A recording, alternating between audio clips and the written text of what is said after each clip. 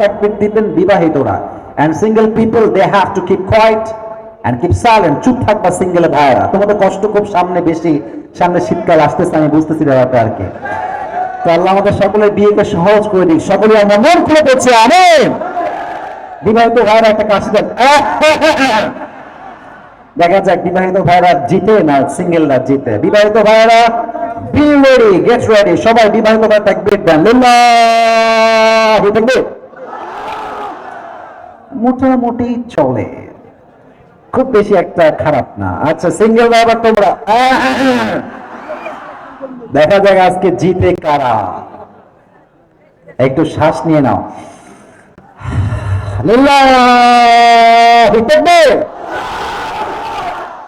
বিবাহিতরা fail.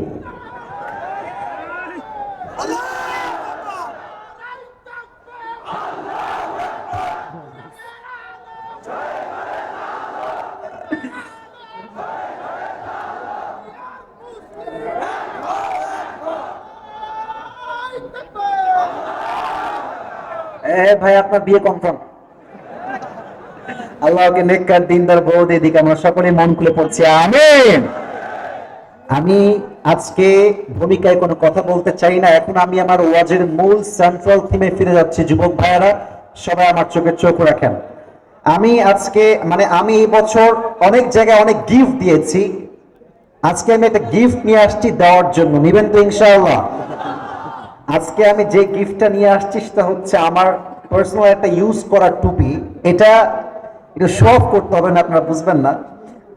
Show অফটা হচ্ছে এরকম, এটা আমি আমার মেজারমেন্ট অনুযায়ী, আমার সাইজ অনুযায়ী I have ordered this cap from especially Pakistan, যার নাম আগে বললে আমরা হতাম রাজাকার, ওখান থেকে আমি অর্ডার দিয়ে নিয়ে আসছি আমার জন্য স্পেশালি। তো এটা যখন বের করেছি দেওয়ার জন্য, আমার ক্যামেরাম্যান বলছে হুজুর এত দামি টুপি দিয়ে দিবেন, রেখে দেন আপনার কাছে লাভ দিবে। তো আমি ভাবলাম যে ভালোবাসার ক্ষেত্রে দাম দিয়ে নয়, ভালোবাসাটা ভালোবাসা দিয়েই মাপতে হয়, ঠিক আছে কিনা বলো? এটা আমার টুপি, স্পেশালি আমি আমার সাইজে পাকিস্তান থেকে নিয়ে আসছি। আজকে যেই যুবক টুপিটা নিতে চাও, একটা শর্ত আছে। শর্তটা হ্যাঁ সোনামণি আগে শোনো, আমি বলি, আমি ওয়াজ এখন শুরু করছি, মুরব্বী আব্বা জানারা, যুবক ভাইরা, look at my face, please pay your attention, try to B concentrated on my speech, পুরোটা মনোযোগ ঢেলে দেন এখানে। আজকে আমি যেই বিষয়ে ওয়াজ করব, যদি কোনো যুবক শেষে গিয়ে, কোথায় গিয়ে, কোথায় কারারে ভাড়ায় কথা কয় না, কোথায় গিয়ে, আরে মিয়া আপনারা তো রংপুরের বিভাগের মানুষ, রংপুর দিয়ে তো এই দেশের স্বাধীনতা ইতিহাস সূচনা হয়েছে যুবক। আবু সাইদের রক্ত যখন মাটিতে ঝরেছে, তখন এই দেশে জনগণ রক্ত গরম হয়ে গিয়েছে যুবক ভাইরা। আপনারা সেই মাটির সন্তান, সেই জায়গার সন্তান, আপনাদের কথার সাউন্ড কোন কাপুরুষের মতো নয়, বিপুরুষের মতো হওয়া লাগবে আমার যুবক ভাইরা। বলেন সবাই ওয়াজের কোথায় গিয়ে, শেষে গিয়ে। যে আমার আলোচনার বিষয়বস্তুর কিছু পয়েন্ট আমার প্রশ্নের উত্তর অনুযায়ী শোনাতে পারবে, তাকে এই টুপিটা আমি, আমার ভাই বরকতুল্লাহ ভাই, আমার ভাই সবাই মিলে সম্মানের সাথে তাকে এই টুপিটা পরিধান করা দিব। রাজি আছেন ইনশাআল্লাহ? আবার সাউন্ড কমে গেছে, বলেন সবাই ইনশাআল্লাহ। আচ্ছা আমি কিছু প্রশ্ন করছি, জবাব দেন। আমাদের এখন যিনি প্রধান উপদেষ্টা আছেন সরকারের, তার নাম কি? ইউনূস সাহেব। ওনাকে অনেকে গালি দেয় সুদখোর বলে। আচ্ছা আমার কথা ঠিক বেঠিক না বললে এখন হবে, আমার কথাগুলো মনোযোগ দিয়ে শোনেন। I think that is perfect. আপনি ঠিক বেঠিক বললেন, কাঁপলো, কিন্তু কথা বুঝলেন না, এটার কোনো দাম থাকবে না। দেখেন, প্রতিটা মানুষের যেমন খারাপ দিক আছে, আবার তার ভালো দিক আছে না নাই? Every man has two side, number one is positive, number two is negative. আপনি যখন কোনো একজন মেয়েকে বিয়ে করেন, মেয়েটা যে একদম ধোয়া তুলসী পাতা, ইটস নট লাইক দ্যাট। যদি কোনো যুবক ভাবে যে I need a perfect wife, যারা কোনো খুঁত থাকবে না, দোষ থাকবে না, কিচ্ছু থাকবে না, ও সারা জীবন পার হবে, ওর বিয়েই হবে না।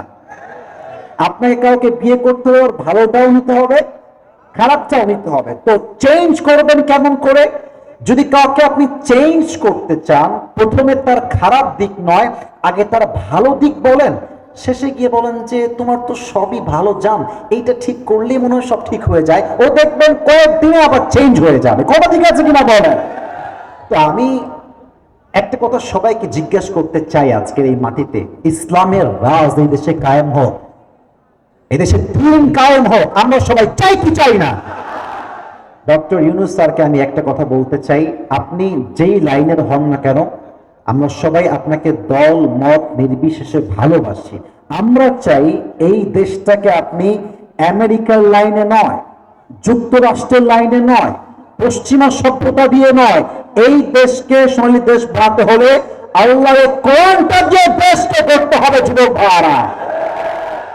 আর প্রধানমন্ত্রীর রোল প্লে করবেন যদি শেখ হাসিনার মতোই আপনি করেন, তাহলে ভবিষ্যৎ খুব খারাপ আছে। যদি আগামীতে কেউ স্বৈরাচারী করতে চায়, এই দেশের মাটি তোর পিঠের চামড়া একটাও থাকবে না যুবক ভাই। আচ্ছা, আমাদের কি আওয়ামী লীগ ভাইদের প্রতি কোনো বিদ্বেষ, হিংসা, অহংকারী কিছু আছে? আমরা এখনো বলি please come back, come back. এখনো ফিরে আসেন, তওবা করেন, আল্লাহর কাছে ফিরে আসেন। জনগণ এখনো যদি তওবা করে ফিরে আসেন, ভালো হয়ে যান, আপনাকে জনগণ ভালোবাসবে। আর যদি ঠেটা হন, একদম কড়া হন, বেকা হন, আপনার সেই দশা হবে যেই দশা হয়েছে আপনার নেত্রীর। উনি বলেছেন যে আমি কোথাও পালাই না, অনেক ভালো। উনি তো মাশাআল্লাহ উঠেই নামাজ পড়তেন, কোরআনও পড়তেন, তাহাজ্জুদ পড়তেন, কিন্তু ওনার ওখান থেকে মদের বোতলও পাওয়া গেছে। কিছু লোক দেখবেন উপরে খুব ফিটফাট, ভেতরে পুরোটাই সদরঘাট, ঠিক কিনা? আর আমরা দেখেছি আমাদের উপরে জাতির পিতার নামটা কেমন যেন একটা চাপায় দেওয়া হয়েছিল, ইনি জাতির পিতা। আজকে আমি ওপেনলি ডিক্লার দিয়ে আজকের এই কালীগঞ্জের মাটিতে স্পষ্ট ভাষায় বলছি, জাতির পিতা বঙ্গবন্ধু নয়, মুসলমানদের জাতির পিতা ইব্রাহিম আলাইহিস সালাম।